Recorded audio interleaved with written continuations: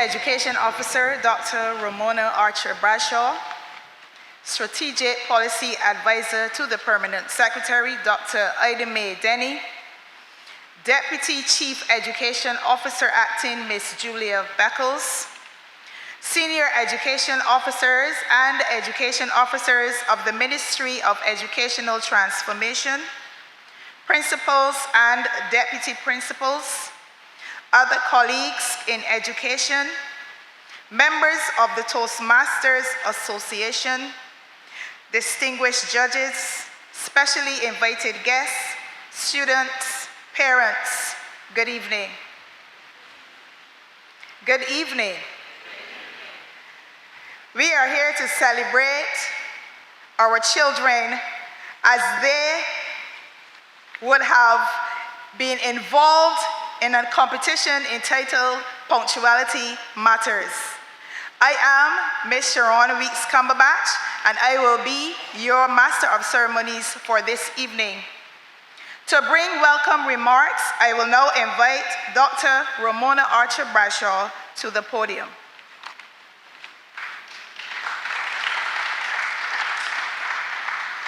Good evening, everyone. With protocol having been established, I want to say that this evening it is my distinct pleasure to offer welcome remarks on behalf of the Ministry of Educational Transformation. Today marks the culmination of an exciting journey for 75 students who were identified by the School Attendance Department as exhibiting chronic lateness at their schools. Having seen the videos of earlier presentations within the selected schools, it is evident that the impact of this initiative has created an enthusiasm for punctuality.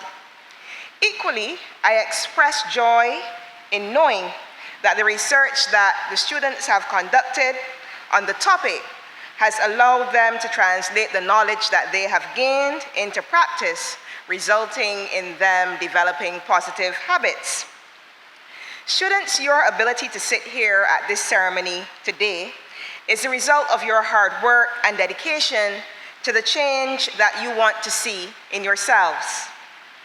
Over the past few weeks, you have identified your challenges with punctuality and public speaking, and you have drawn on the expertise of Toastmasters and teachers during the workshop and beyond.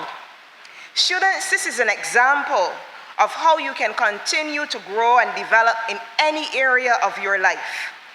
I encourage you to engage in self-reflection, identify the areas for growth, and consistently work towards being a better person in those areas.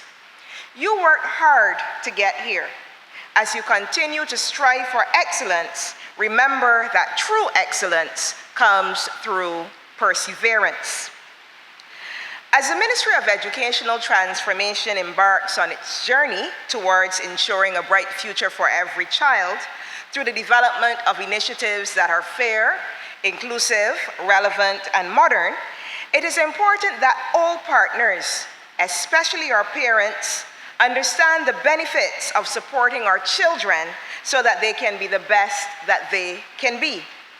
While we at the ministry will endeavor to ensure that the school environment is conducive to learning, we need parents to make sure that their children present their best selves. That is, be neatly groomed, be punctual, be mannerly, and ready to take on daily tasks. We must work together to provide the kind of emotional, psychological, educational, and social support that will contribute to our children's overall well-being and equip them to navigate life's challenges. To this end, I commend the School Attendance Department, headed by Mrs. Sharon Weeks Cumberbatch, for this initiative.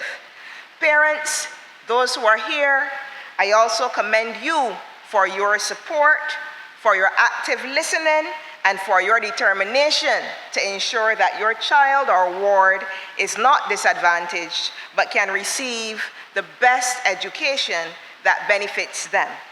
So on behalf of the Ministry of Educational Transformation, I offer all of you a warm welcome.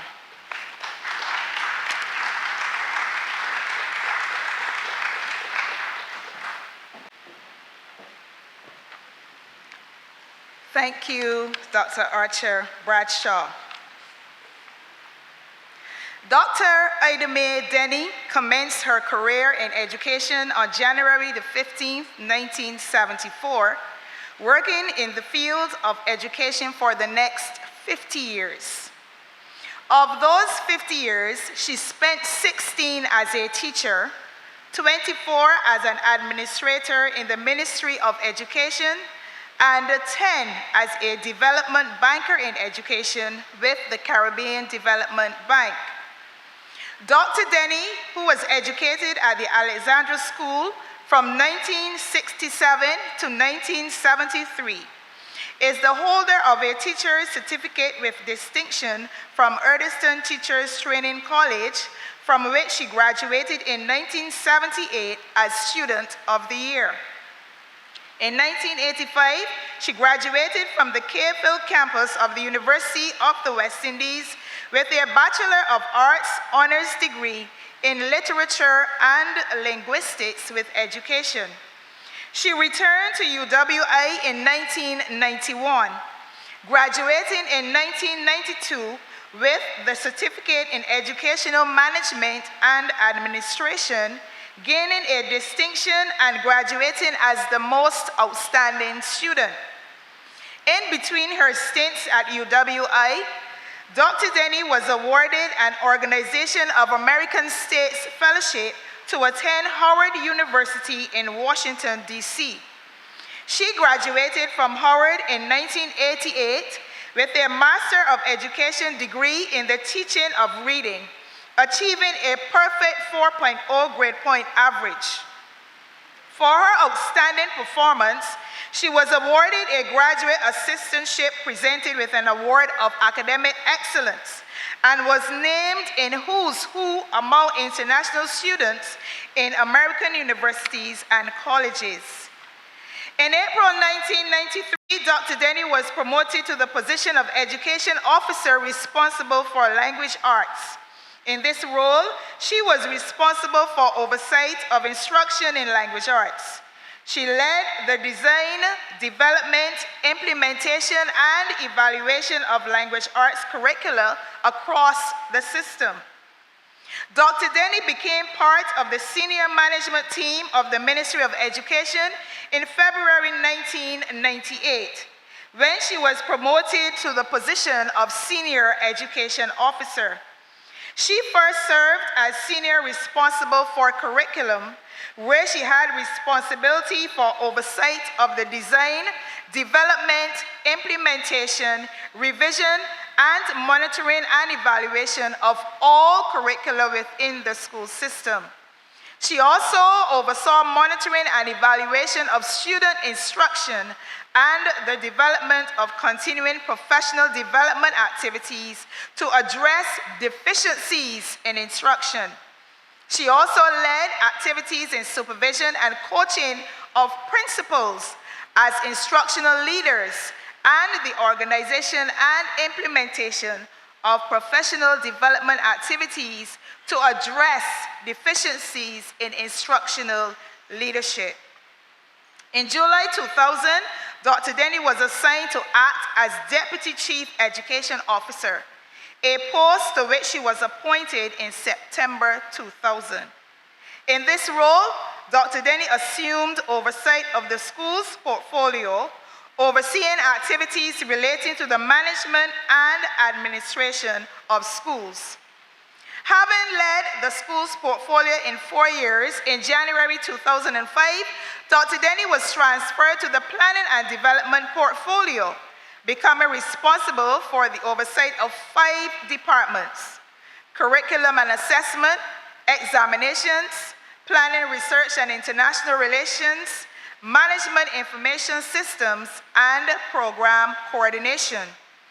These departments were responsible for the design, development, implementation, and revision of curricula, monitoring and evaluation of the implementation of national education policies, the design, development, administration, and analysis of national examinations, planning projects and programs, overseeing the development of the ministry's annual budget of approximately 420 million. That has exceeded today. In 2009, December, Dr. Denny left the Ministry of Education to join the Caribbean Development Bank as an education specialist, advising on educational development across the region. She assumed responsibility for education improvement projects in Belize, Guyana, St. Lucia, Grenada, Anguilla, and Antigua and Barbuda. In May 2014, she was promoted to portfolio manager responsible for education, assuming responsibility for the leadership of the bank's extensive education portfolio, a position which she held until her retirement from CDB in December 2019. During this period, Dr. Denny was responsible for the development of the first project to be implemented by the bank as a new member country, Suriname. In April 2021, Dr. Denny returned to the Ministry of Education to serve as the director of the newly formed Education Transformation Unit. Dr. Denny now carries the role as Strategic Policy Advisor to the Permanent Secretary in the Ministry of Educational Transformation. Ladies and gentlemen, I now invite Dr. Ideme Denny to present our feature address.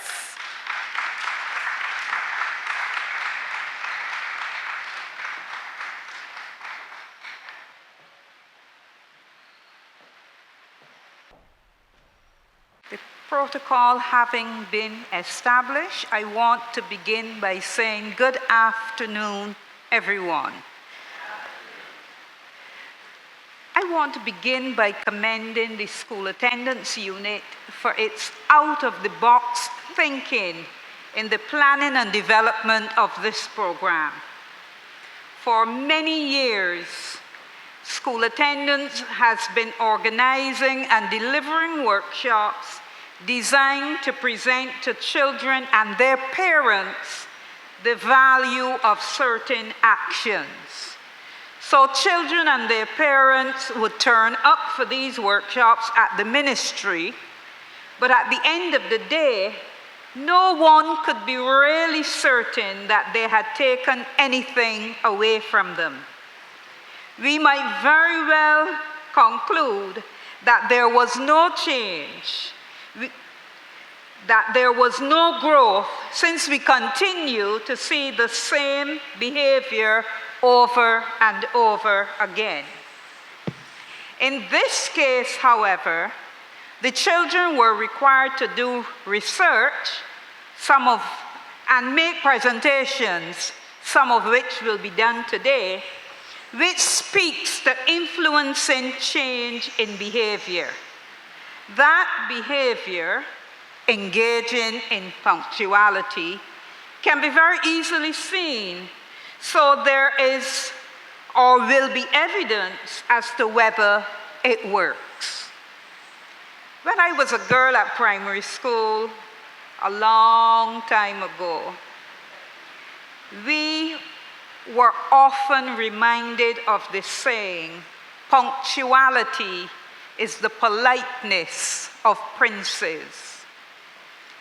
This saying originated with King Louis XVIII of France, who recognized the disrespect paid to ordinary people by royalty, who often kept people waiting for hours before turning up for events in which royalty was to address the masses.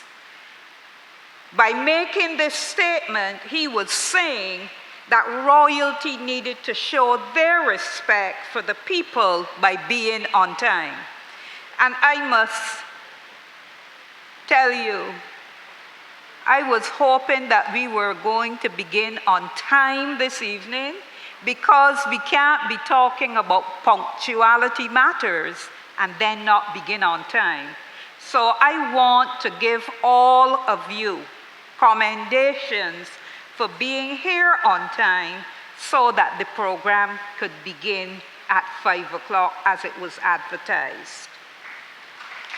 So give yourself a round of applause. But what does politeness, punctuality being the politeness of princes, have to do with you, with your students, with your children? Most schools in Barbados begin at 8:45 a.m. Do you know how many school children I see on the road after 8:45 a.m. on mornings? And many of them are strolling. They are walking, as we used to say when I was a girl, one today and one tomorrow. How many of you know what I'm talking about? How many of you see it on mornings? If you are honest, you will say, yes, I see it on mornings. Children going to school as if they don't care if today comes tomorrow. Not bothering about the time that they are losing in school every day.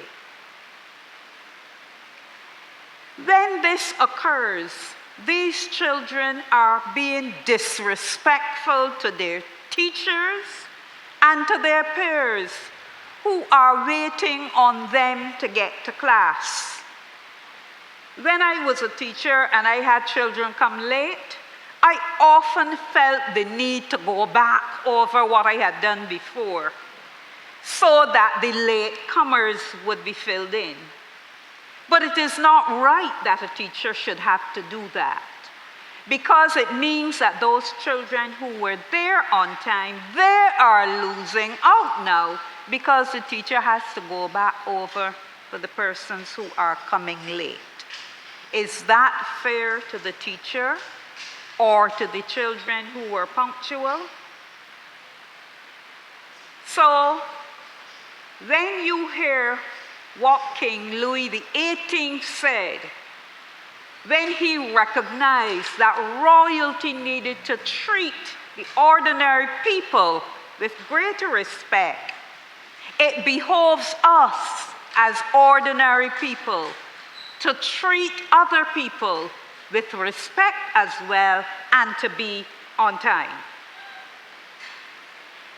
Then I wonder if it ever occurs to the children who are consistently late how much of their school life they are missing. Imagine that you miss a half hour every day. In the course of a school week, that means you have missed 2.5 hours. Now, a school year is equivalent to 38 weeks. So if you are missing 2.5 hours every week, in the course of the entire school year, you have missed 95 hours. You know 95 hours is a lot of time. You know the amount of things you could learn in school in 95 hours? That is the same as if you were totally absent from school for 19 weeks. Now, 19 weeks is more than any term that we have in the school year. So imagine that you were absent for a whole term and some more. Do you think that you can keep up with your schoolwork if you are absent for that amount of time? I want the children to answer me yes or no. No, you can't. So I want you to imagine if that kind of behavior repeats itself for the 5 years you are supposed to be in secondary school. You have missed so much of the time that has been given to you for learning that you can never catch up with what you have missed. I also want you to reflect upon what unpunctuality says about you. It says you have no discipline. because you're not disciplined enough to get up and get to school on time. It says that you lack responsibility. Because if you were responsible, you would recognize that you need to be at school for the entire school day. It says that you lack dependability and trustworthiness. If I'm your teacher and I am waiting for you to come to school to do a task, you have let me down. I can't depend on you. It says that you lacked maturity because you don't understand what you are doing to yourself. If I'm an employer and I'm looking for an employee, do you think I'm going to select you? Absolutely not. That record tells me that you lack those characteristics I just articulated, and you are therefore not the kind of worker I want in my organization. I want you to think seriously about that. Lastly, I want to say to you that when you are late for school, you miss morning assembly. And morning assembly is probably the thing that most helps to shape your character in school. When you miss it, you have lost all of the life lessons that are learned there. Because morning assembly is where we take the time to teach you a whole lot of life lessons. Lessons that go a long way in developing the citizens that you become.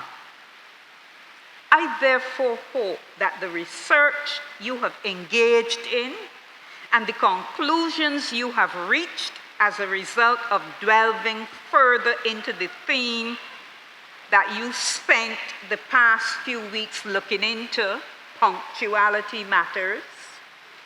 I hope that this has led you to the realization that punctuality really matters, and that you should seriously engage in the practice of it for your own benefit. So boys and girls, I say no more.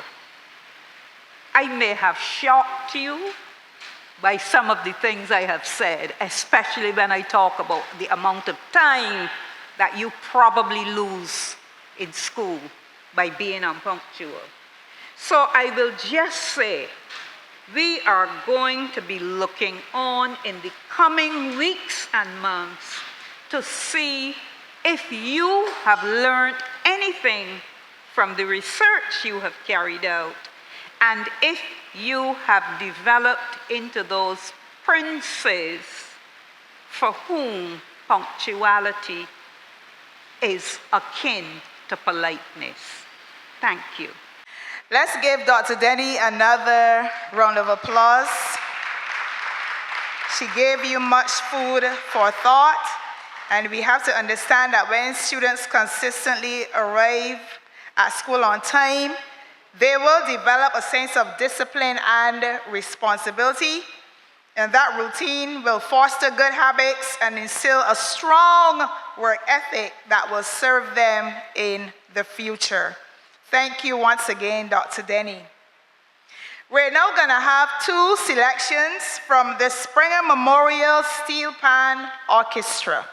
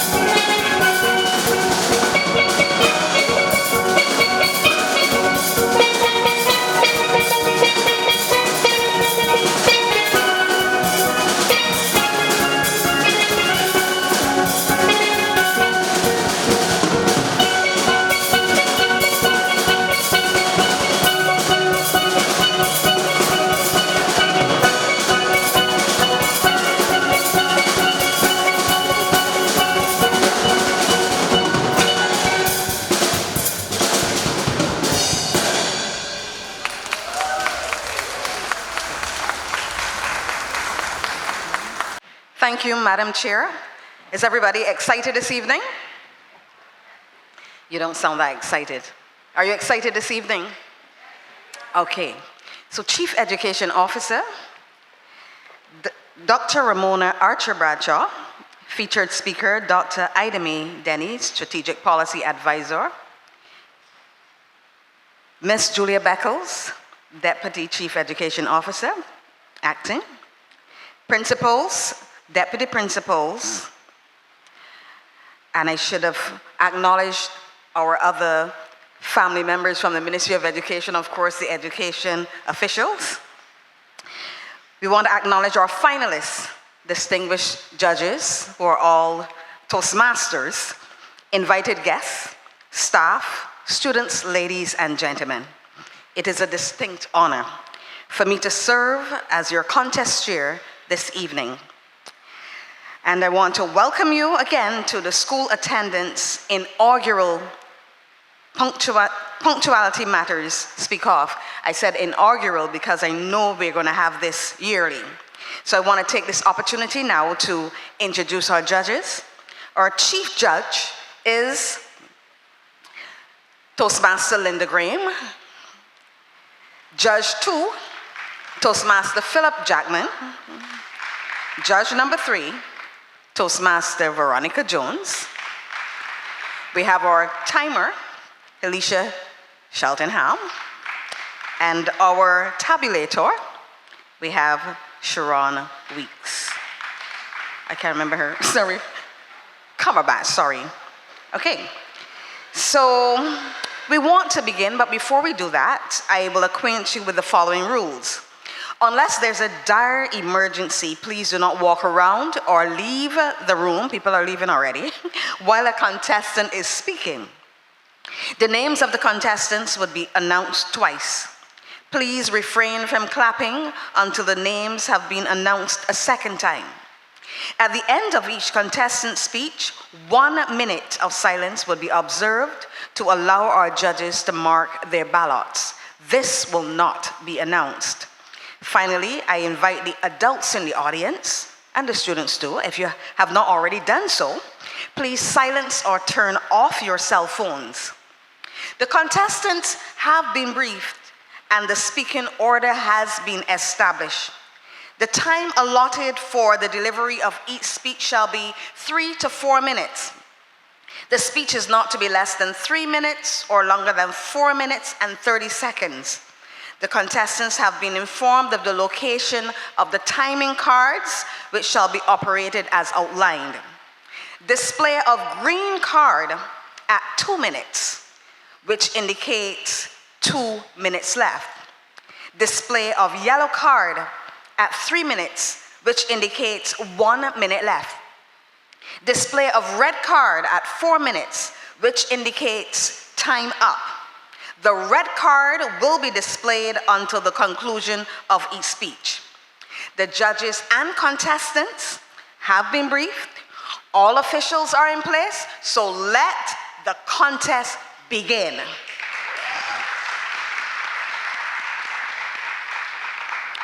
Contestant number 1 is Chloe Blenman from Princess Margaret Secondary School with a speech entitled, Living in a Single Parent Household. With her speech, Living in a Single Parent Household, let's welcome Chloe Blenman.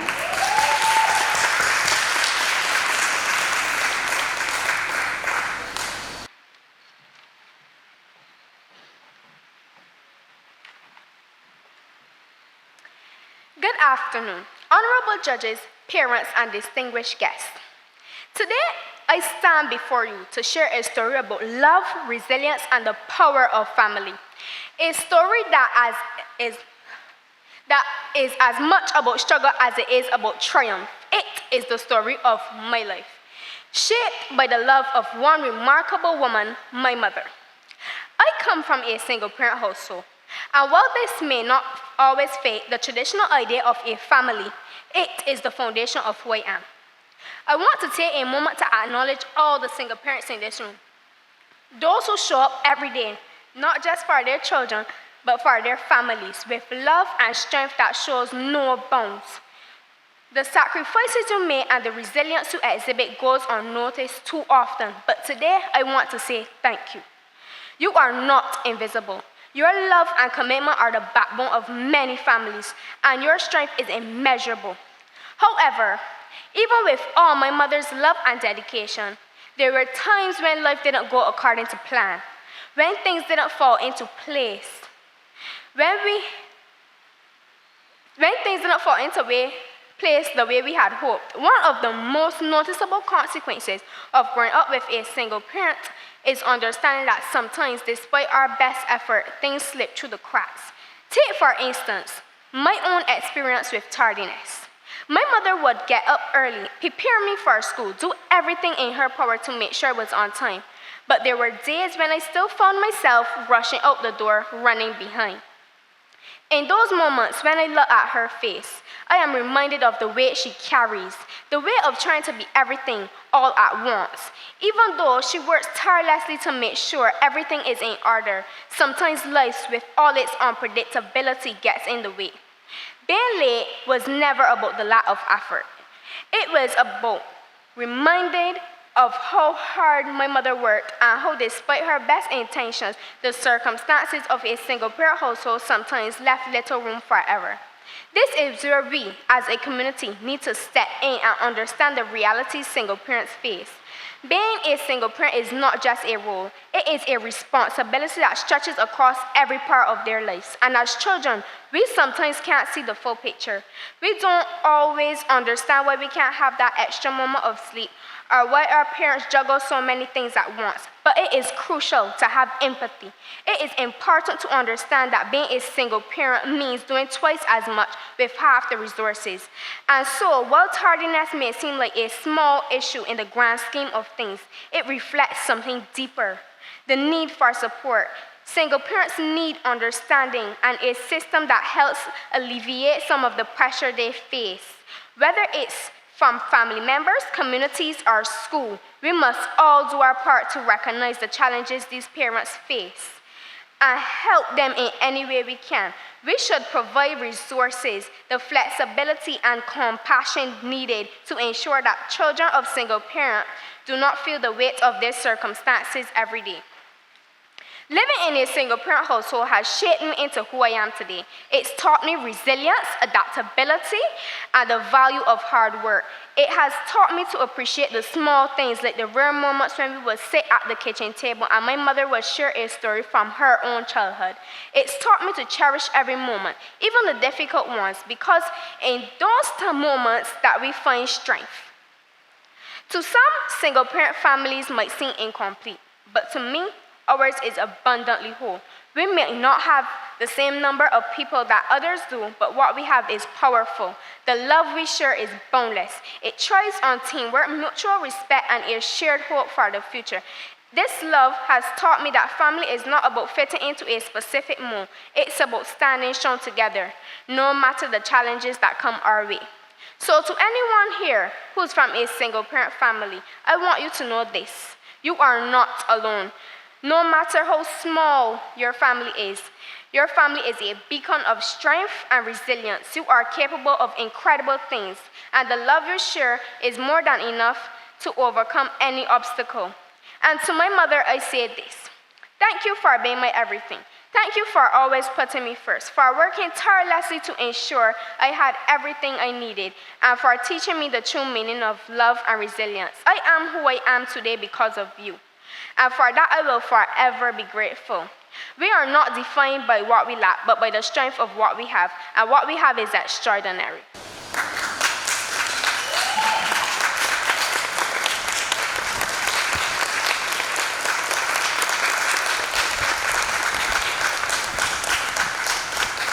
Contestant number 2 is Leah Marshall from Parkinson Memorial School with a speech entitled Tardiness. With her speech entitled Tardiness, Leah Marshall.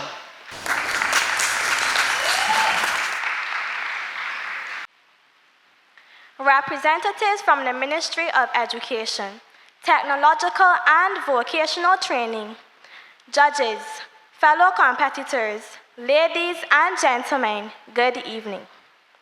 I tried Oxford, Cambridge, Webster, Collins dictionaries with the intention of defining what tardiness is. This flipping of pages was not futile.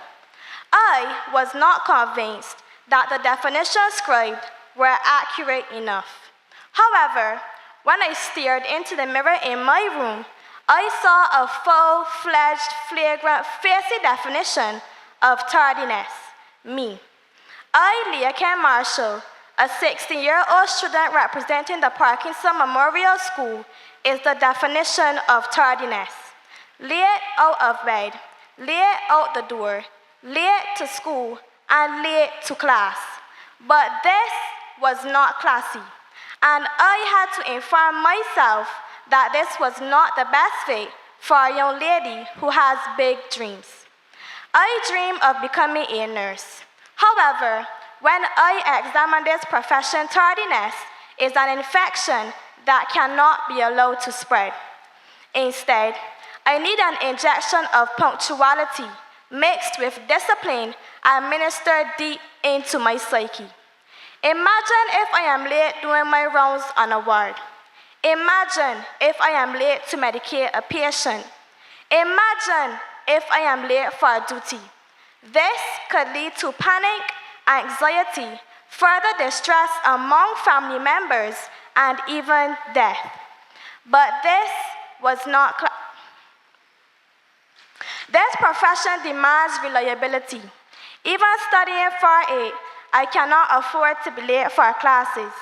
At my age, I cannot blame my mother. I cannot blame my teacher. I refuse to blame the bus system, as vans are plentiful in my area. My further reflection on this topic shows that if I had to be more prepared, if I had to be more punctual, which is the antonym of tardiness, will my grades improve? If I had to be more prepared, if I had to be more punctual, which is a sign of respect, will I be more settled? This is possible. If I had to be more prepared, if I had to be more punctual, which is great preparation for the future, will I be more focused? This is possible. I wish on sharing 5 short tips on breaking the cycle of tardiness. B. Begin preparing for the next day today. R. Rest early. The body has to reset. E. Employ the extra early rule. Be 10 minutes early or you are 5 minutes late. A. Avoid procrastination. This is a thief of time. K. Know what is just for enjoyment and what is important. Preparing for this speak-off was a total speak on and speak in. Speaking to myself and seeing the benefits of a proper school work ethic. A work ethic that is preparing me for the world of work. Join me from today in breaking the godfather of procrastination, tardiness, and uniting with the father of respect and decorum, punctuality. Let me leave this with you. Tardiness is worthless. Punctuality is worth more. Thank you.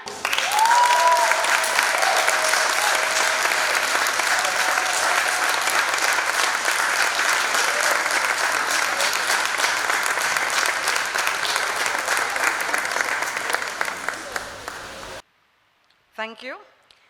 Contestant number 3 is Soraya Small from Springer Memorial Girls School with a speech entitled Peer Pressure.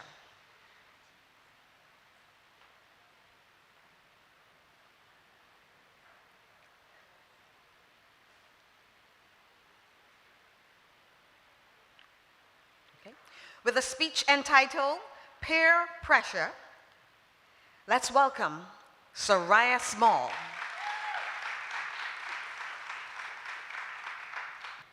I know a girl who was once in a situation where her friend group would pressure her into doing things she knew was wrong, and she will always be the one who would end up hurt or in trouble, and that girl is me.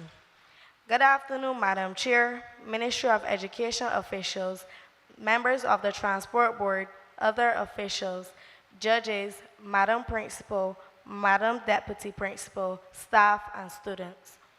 Today, I want to talk about a powerful force that influences many of us, especially in group settings: peer pressure. It's something we've all encountered in one form or another, whether in school, at work, or even in social gatherings. Peer pressure is the influence that individuals exert on others to conform to certain behaviors, attitudes, or choices, often based on the desire to be accepted or fit in. We've all been there.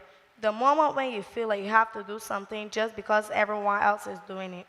It could be something as simple as agreeing with a group's opinion, or it could be something more serious, like participating in risky behaviors, such as using drugs or engaging in sexual activities. The fear of standing out or feeling left out can make it hard to say no in those situations. But why do we feel this pressure in the first place? The desire for acceptance is deeply rooted in human nature. From an early age, we are taught to value the opinions of others, to seek approval, and to belong in a group. The need to fit in is powerful, and in certain situations, this can make us forget what we truly want or believe in. We often prioritize what's popular over what's right or healthy, simply to avoid being judged or excluded. However, peer pressure doesn't always have to be negative. In some cases, groups can encourage positive behaviors like studying together, working hard, or being kind to others. The key is understanding the difference between positive and negative peer pressure and learning how to navigate it. So, how can we protect ourselves from the harmful effects of peer pressure? Number one, know your values. Understanding who you are and what you stand for is the foundation. When you are clear on your values, it's easier to stand firm in the face of pressure. Remember, true friends and supportive groups respect your decisions and won't push you to compromise your beliefs. Number two, be confident in saying no. It's okay to disagree or to say no when something doesn't feel right. In fact, it can be empowering. Saying no doesn't make you weak. It makes you strong because you're standing up for yourself. Number three, find supportive groups. Surround yourself with people who lift you up and encourage you to be the best version of yourself. Healthy friendships and groups will respect your individuality and won't pressure you into harmful choices. Number four, think long term. Consider the consequences of your actions. Will the decision you're making today help you in the future, or will it harm you? Often, peer pressure pushes you to act impulsively, but taking a moment to reflect can make all the difference. In conclusion, peer pressure is something we all face in group settings, but it doesn't have to control our lives. By understanding the dynamics of peer influences, staying true to our values, and being mindful to the grounds we associate with, we can make choices that lead to positive outcomes. Let us remember that true strength lies in being authentic and brave enough to step apart when needed, even if it's hard. I am much obliged, Madam Chair.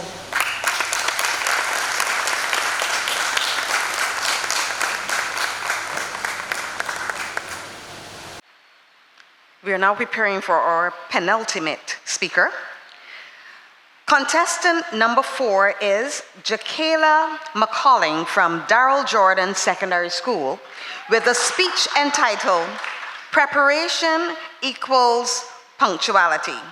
With her speech, Preparation Equals Punctuality, let's welcome Jakayla McCalling.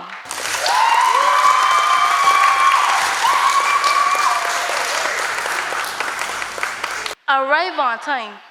Respect your own time. Be early for school.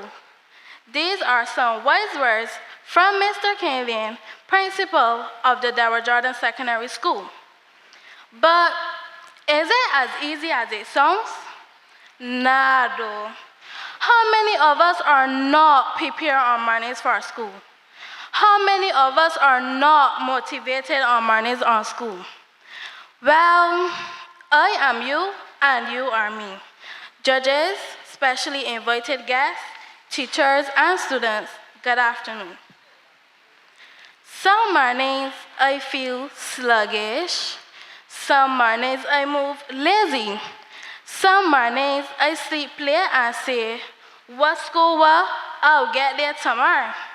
Some mornings I hear my grandfather sing, Gia, get up, you ain't going to school.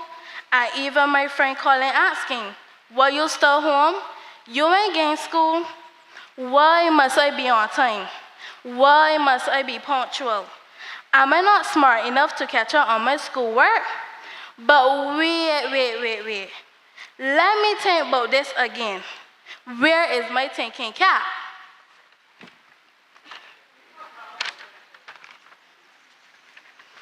It is a fact that lateness is a learned habit. Do you not think punctuality can be a learned habit too? What if I start being on time for school? Do you think I'll do better in school? Do you think I'll come first in class? Punctuality is the key to success. Punctuality is discipline. Punctuality matters.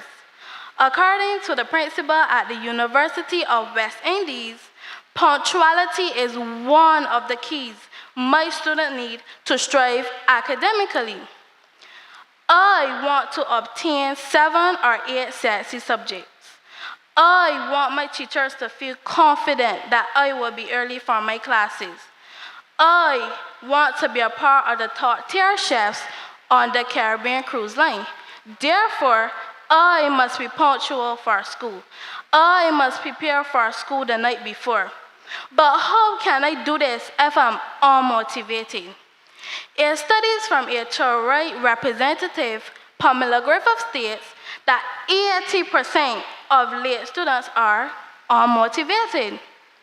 Unmotivated students who are late for school miss important aspects of the morning. They miss morning prayers. They miss first lesson of school. They are also labeled as uncommitted and unreliable. Students, do you want to be seen as someone who can be counted on? Students, do you want to project an image of competence and control? Then you must make punctuality your personal goal. To do this, we must find ways to motivate each other. Students, are you going to motivate your late friends? Will you encourage them to prepare for school the night before? Let us be honest. We all know the importance of punctuality. Let us encourage each other to be punctual. Punctuality is the key to success. Punctuality is discipline. Punctuality matters because when you're on time, you're not just present, you're powerful. Thank you.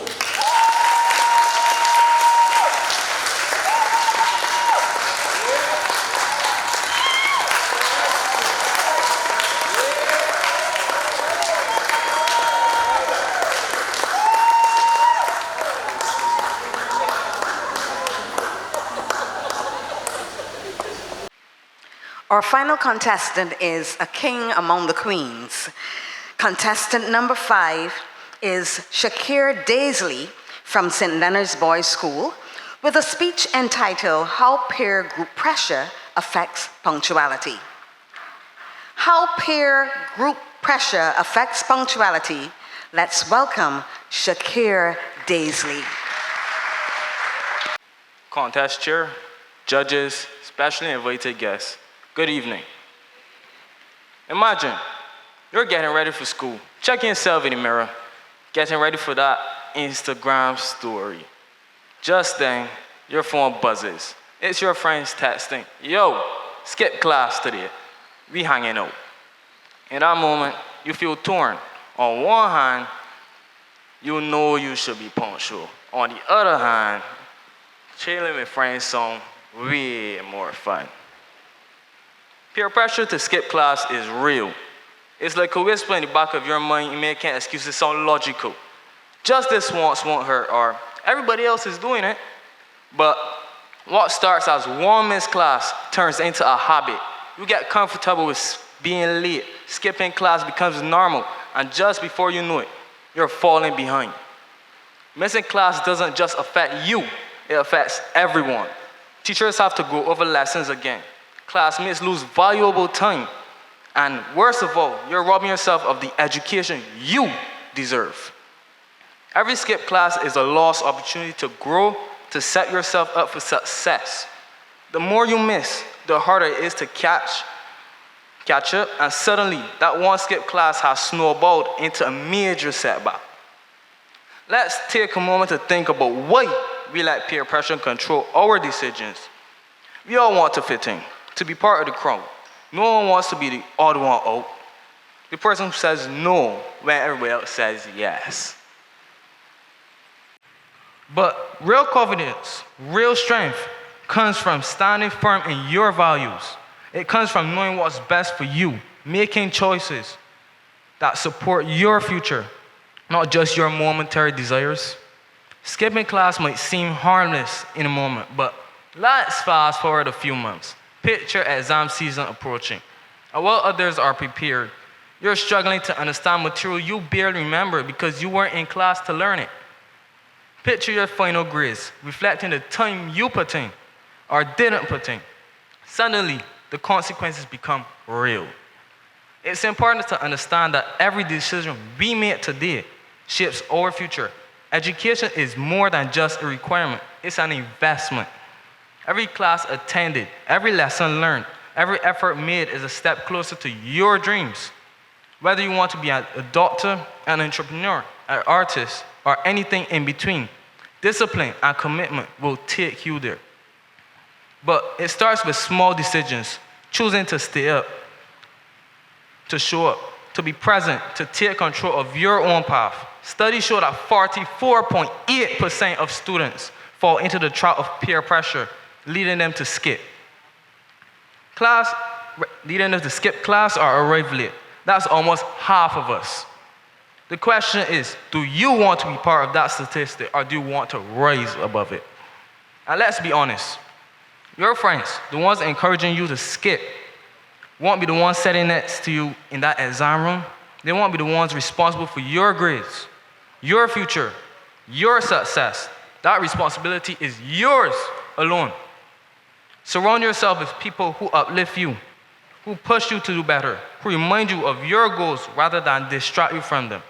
We all have dreams. We all have ambitions. The road to achieving them isn't always easy, but every great success story begins with discipline and sacrifice. So the next time someone texts you saying, let's skip class, remember this moment. Remember why you started. Remember where you want to be. Because at the end of the day, success doesn't come from being smart, from taking shortcuts. It comes from being smart, showing up, making an effort, acting responsibly, respecting everyone, and taking good advice. That's the St. Leonard's Boys way to staying true to your vision. The choice is yours. Stay strong, and remember, your future is worth more than a temporary thrill. Contest cheer.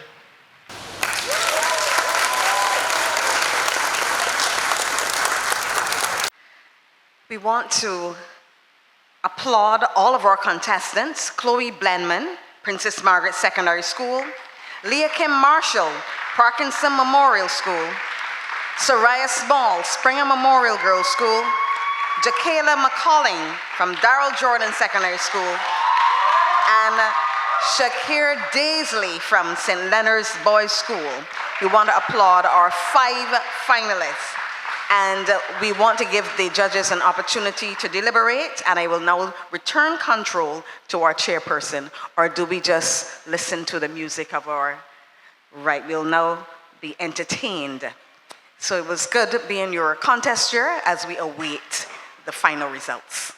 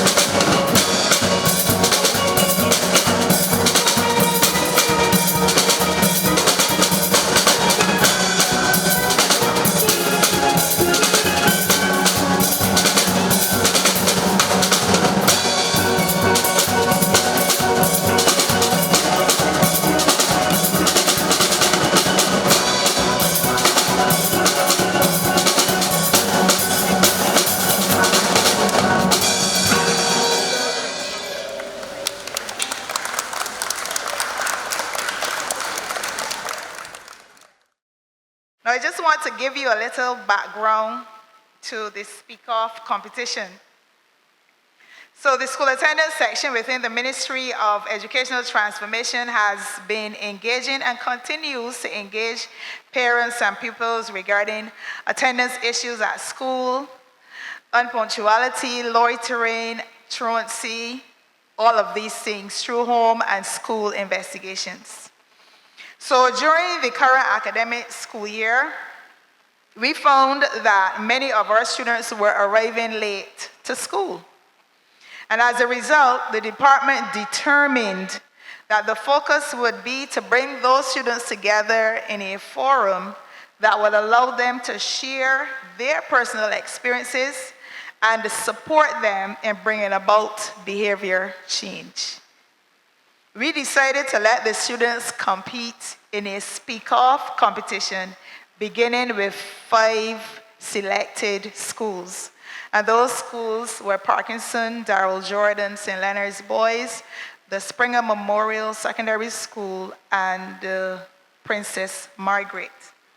Now the theme is Punctuality Matters. So obviously they had a range of topics.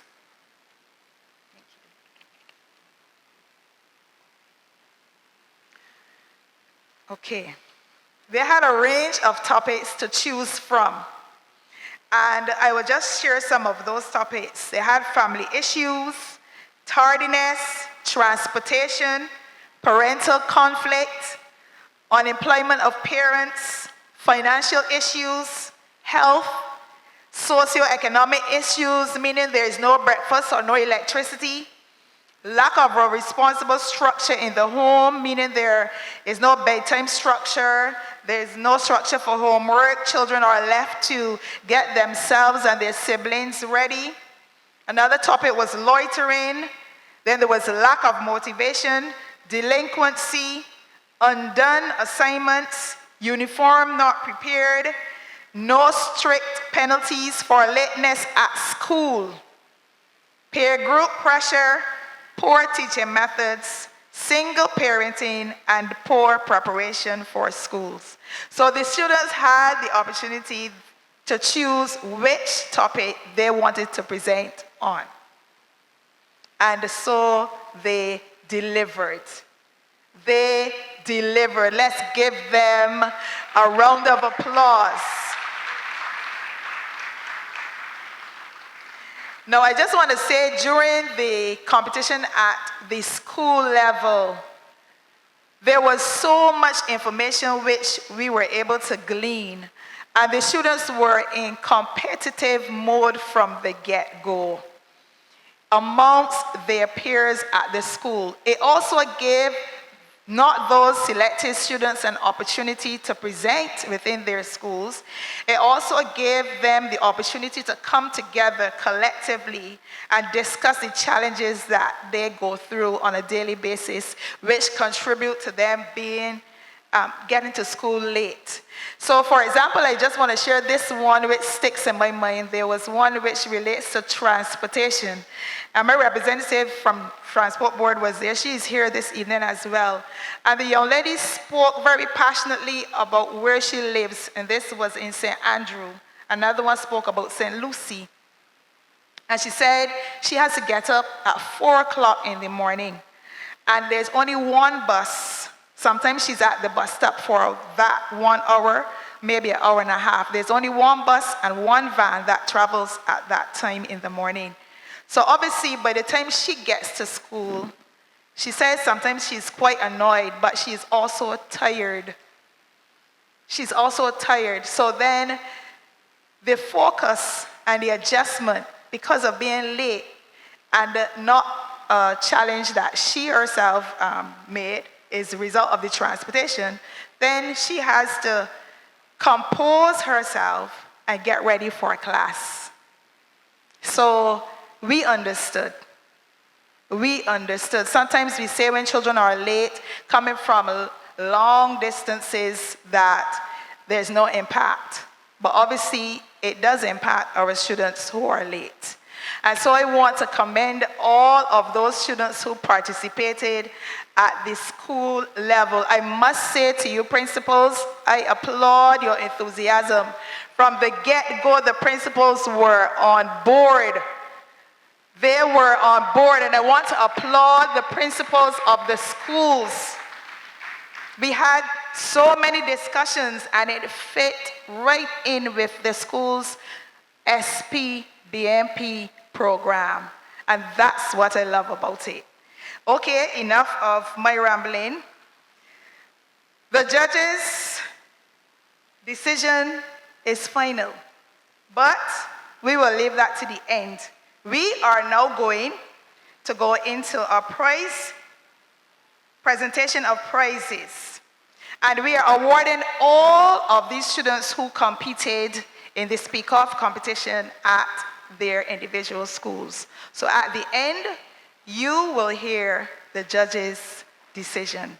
We're going to start with the Parkinson Secondary School, and I'm going to call Captain Ward to present the awards to his school, and I'm going to also call Miss Alicia Cheltenham to the podium.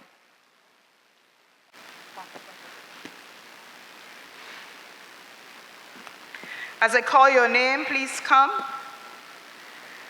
Relia Alexander, Naomi Beckles. Please applaud these students.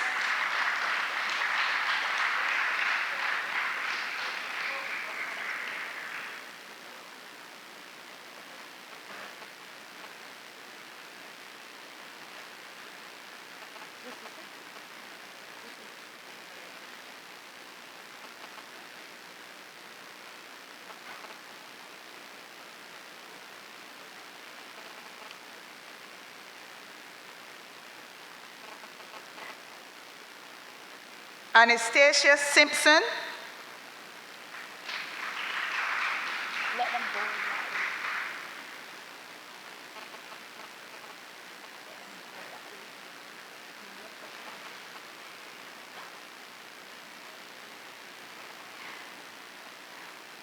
Jade Daniel.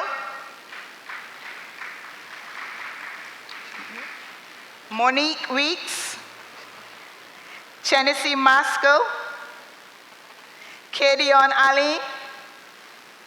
Kishona St. Mark.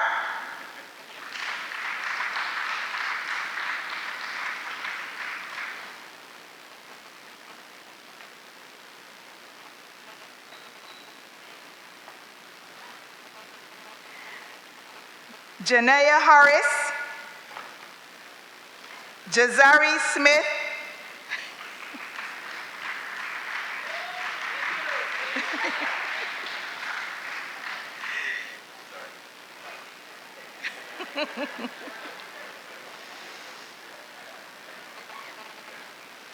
He is a student to watch at the Parkinson Secondary School. He's going to do great things in theater arts. Raquelia Bailey.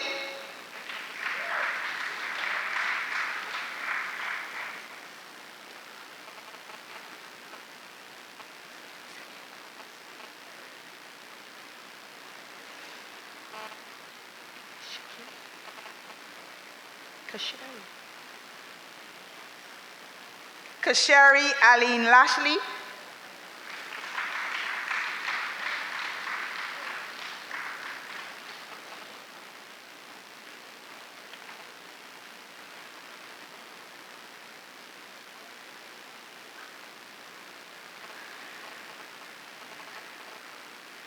And finally, Leah Kim Marshall.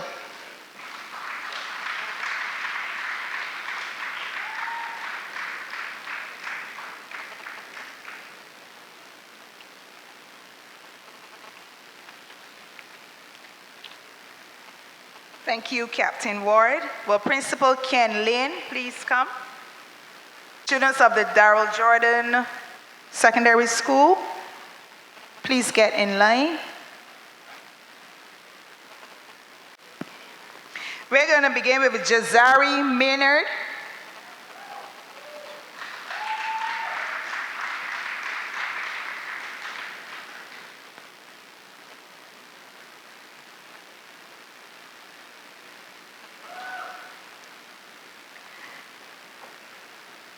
Faith Sobers,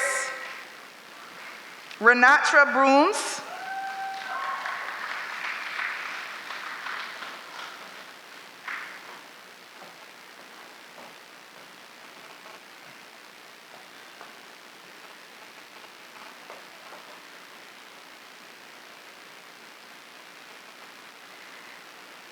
Darian Smith,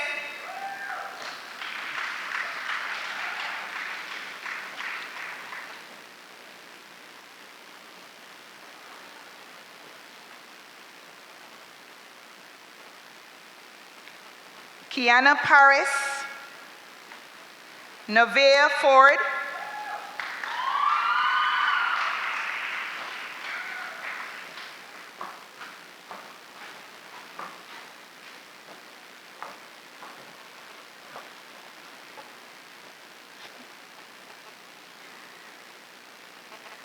Jalea Height,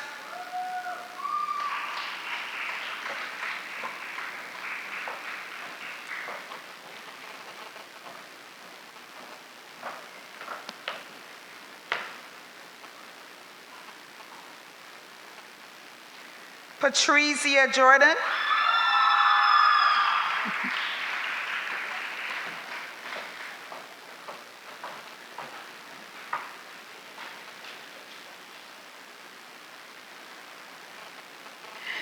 Kalia Watson, Jakayla McCullin,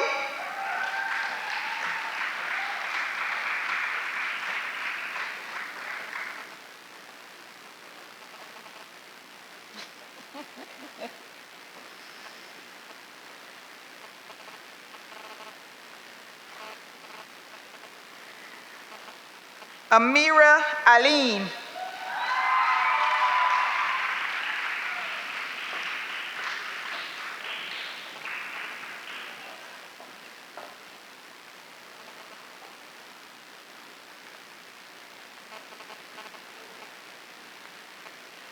Thank you, Principal Lean. Can I have the principal or the deputy from Princess Margaret Secondary? First student, Shantae Jones.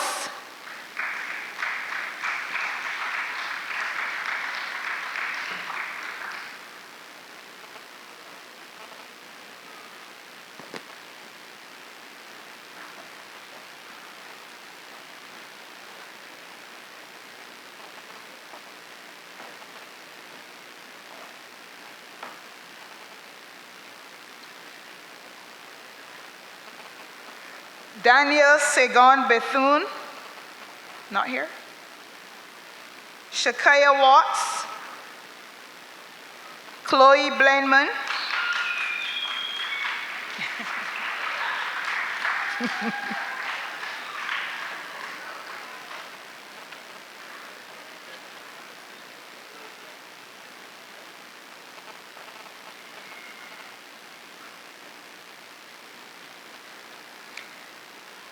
Shania Watts, Latoria Hope,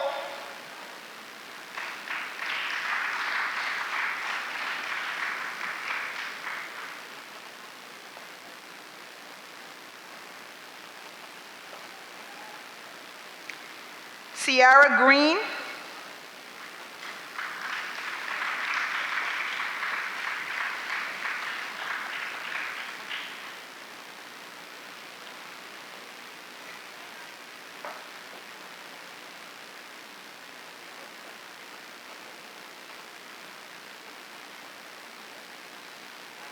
Kimora Winfield,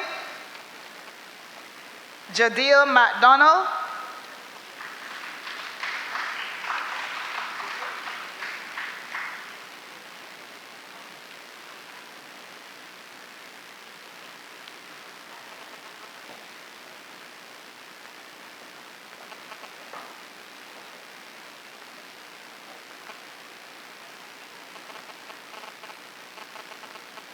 Shanae Pender,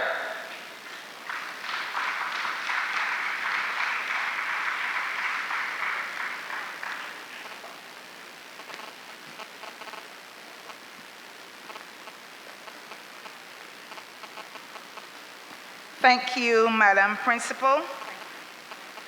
We'll now invite Deputy Principal Ms. Moore to the stage. Students of the Springer Memorial School, please get in line. We'll start with Soraya Small.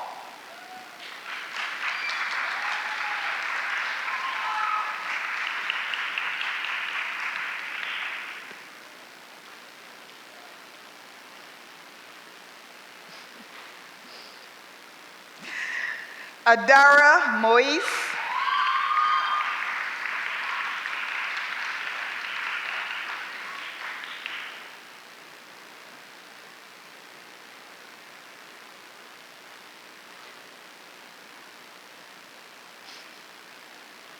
Shakaya Harvey.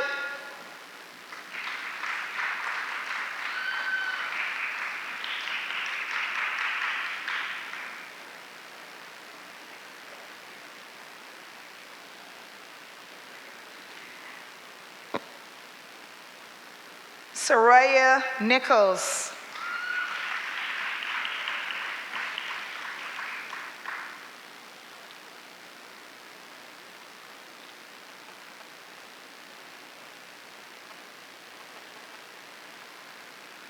Thank you, Madam Deputy. Is there a representative from St. Leonard's Boys? Only male in the finals from the St. Leonard's Boys School, Shakir Daisley.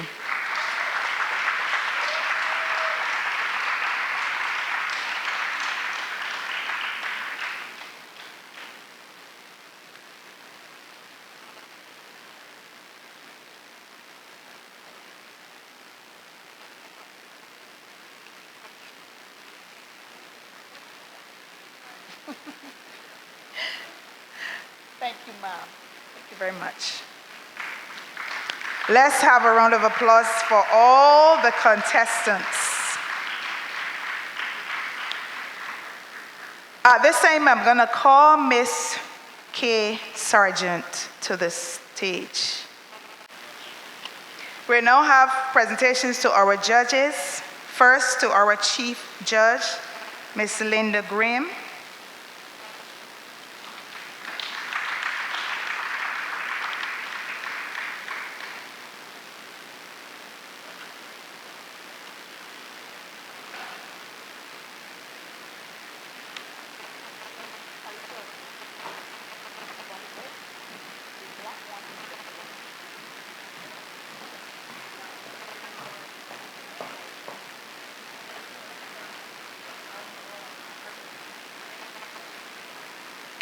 Judge number 2, Mr. Philip Jackman.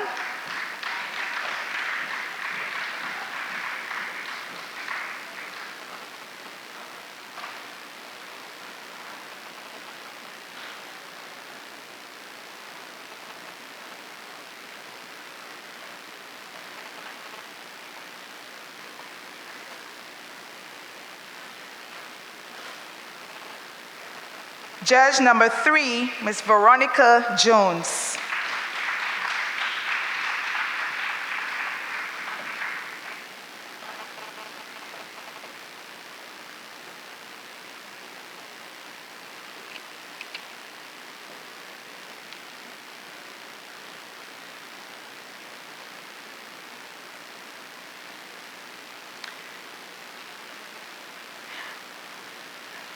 I'm going to call Dr. Ramona Archer Bradshaw to the podium.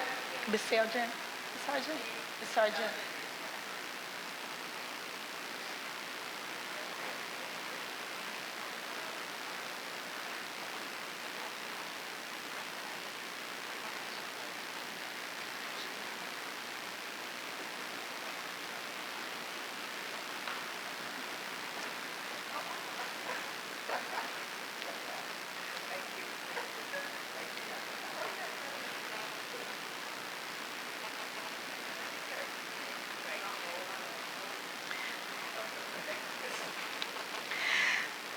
I now invite Dr. Ida Mae Denny.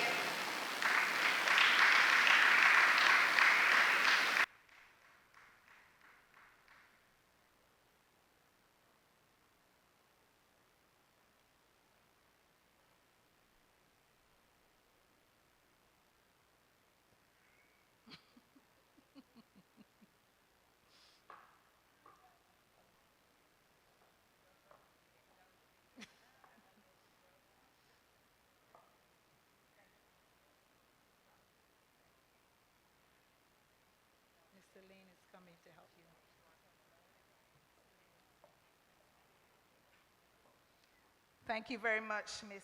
K. Sargent.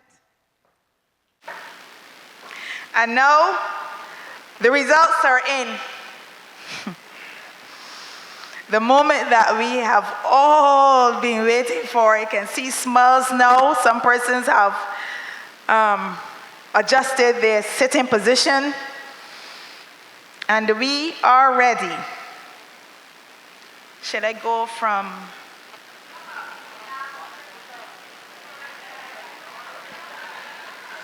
Soraya Small? I'm only doing the top 3. 3. Nevertheless, I'm going to call each contestant and you will come to receive your trophy for being part of the finals today. So I will start with Soraya Small.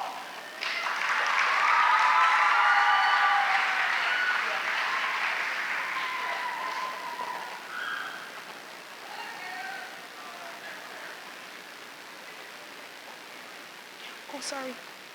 Chief Education Officer, sorry. Dr. Ramona Archer Bradshaw. Wait.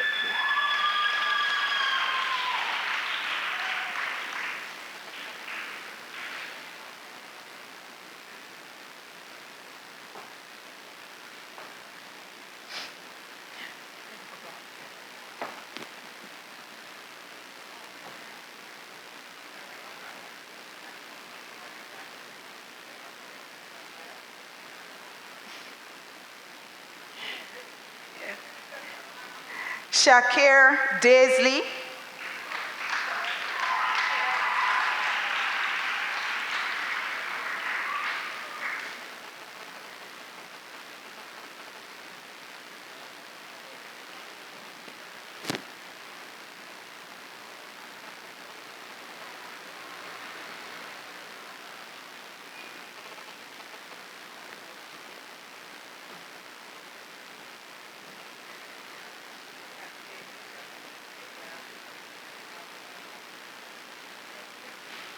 Jakayla McCauley.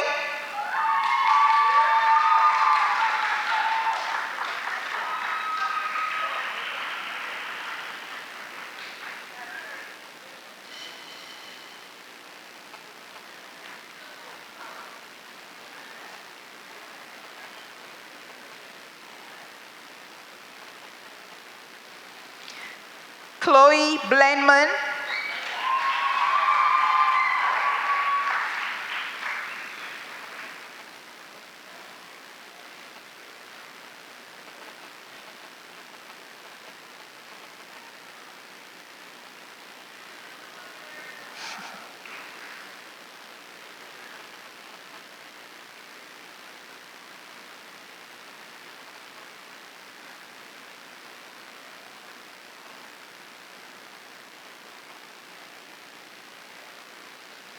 And Leah Kim Marshall.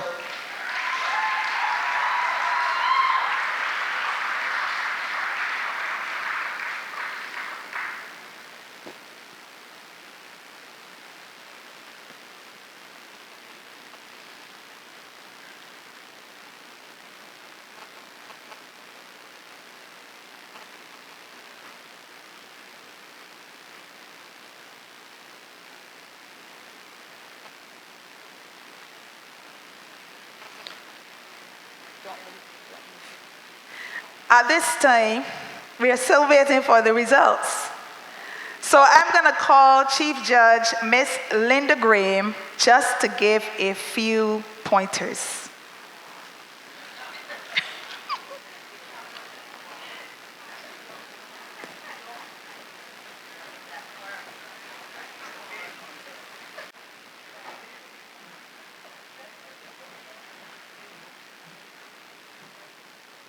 Oh, dear me. Good night, ladies and gentlemen. I am going to be very brief because I know that you can't wait to hear these results. Over the past few weeks, we, the judges, we have been privileged to listen and evaluate a number of speeches presented by the various contestants.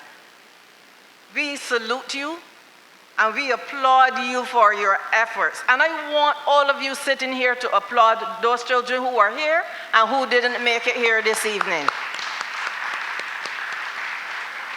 They're all winners.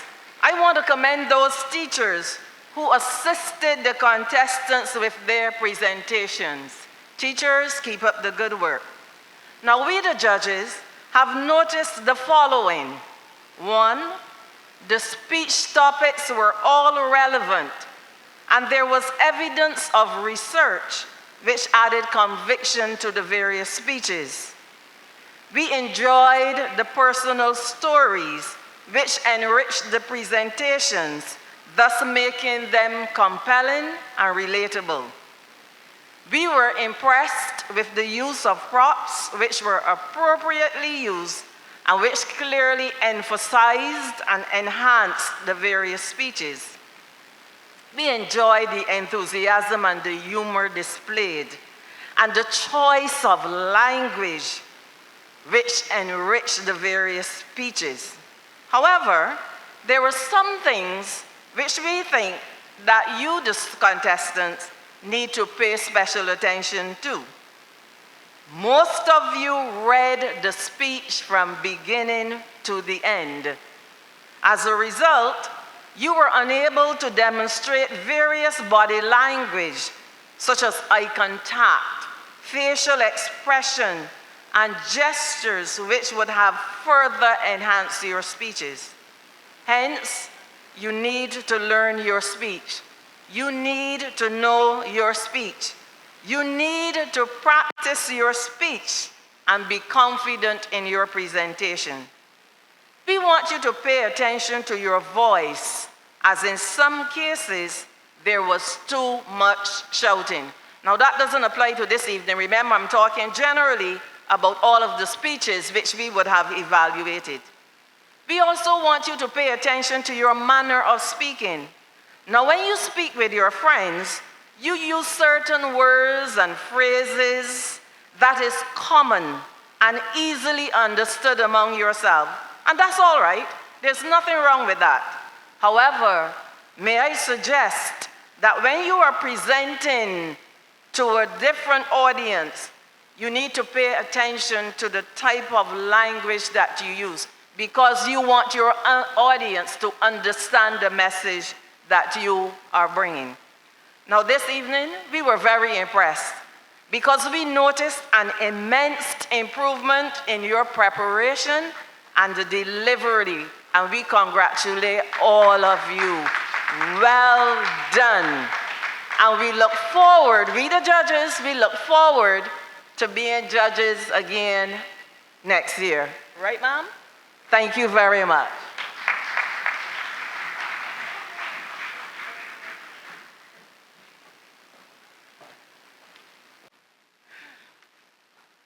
Thank you, Mrs. Graham.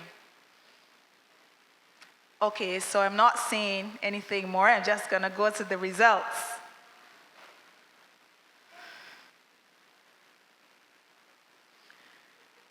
Madam Chief, are you ready? I am. Okay, I'm starting from the bottom. In 5th position, Soraya Small, Springer Memorial Girls. Please come.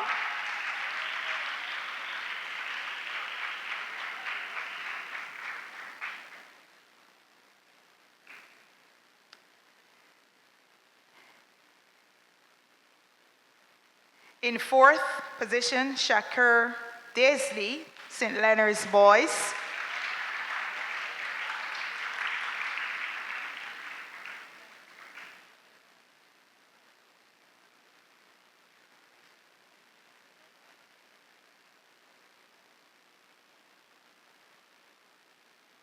In 3rd position, Jaquela McCollin, Darrell Jordan Secondary.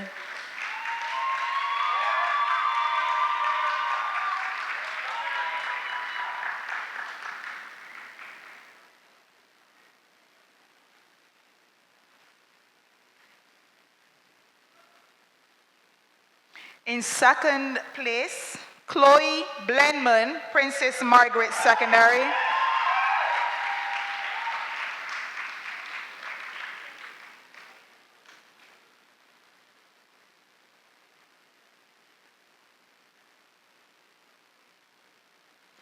And our winner in this inaugural Speak-Off competition from the School Attendance Department in the Ministry of Educational Transformation goes to Leah Kim Marshall of the Parkinson Secondary School.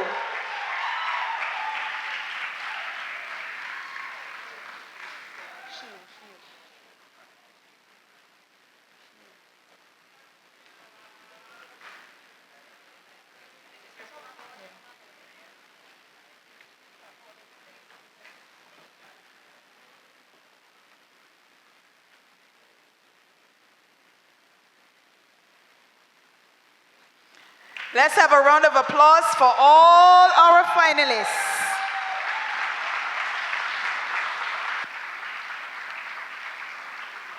Thank you, Madam Chief. Thank you, Ms. Willoughby. I will now invite School Attendance Officer Ms. Halisha Cheltenham to move the vote of thanks.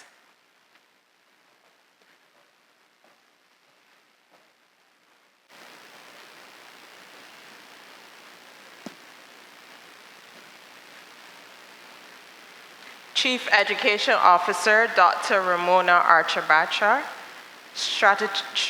Strategic Policy Advisor, Dr. Ida Mae Denny. Deputy Chief Education Officer, Ms. Julia Beckles. Senior Education Officers and Education Officers of the Ministry of Educational Transformation. Principals and staff, ladies and gentlemen. It is a great honor to stand before you today at the conclusion of this School Attendance Speak-Off Awards and Prize-Giving Ceremony to express our heartfelt gratitude. First and foremost, we extend our deepest appreciation to our Chief Education Officer, Dr. Ramona Archer-Bachar, for your presence and unwavering support. Your dedication to the education and student success continues to inspire us all. A special thank you to our Deputy Education Officer, Ms. Julia Beckles, for your commitment and invaluable contribution and support. Your encouragement plays a vital role in shaping the future of our students. To our featured speaker, Dr. Ida Mae Denny, your insightful and inspiring words have left a lasting impression on us all. Your message today has reinforced the importance of punctuality and discipline in achieving success. To our esteemed panel of judges, we are grateful for your time, patience, and keen judgment in evaluating today's performances. Your fairness and expertise throughout have helped make this competition a rewarding experience for all. A special word of appreciation to the members of the Toastmasters Association and Mrs. Sophia Harper-Waite for her dedication and guidance in the initial preparation with our contestants. Your mentorship have helped them build confidence, refine their skills, and deliver outstanding speeches today. A big congratulations to all our contestants who have showed incredible confidence, passion, and skill. You have each embodied the theme, Punctuality Matters, through your dedication and preparation. Regardless of the results this evening, each of you is a winner for taking this bold step and demonstrating your skills. Remember, punctuality is not just about being on time, it's about valuing time and making the most of every opportunity. To our specially invited guests, we sincerely thank you for your presence and continuous support. Your encouragement means a great deal to our students and this initiative. Finally, to the School Attendance Department, teachers, and support staff. Your hard work, and commitment behind the scenes have made today's event a resounding success. As we close, let us all take to heart the theme, punctuality matters. Being punctual reflects responsibility, discipline, and respect for others, qualities that pave the way for success in life.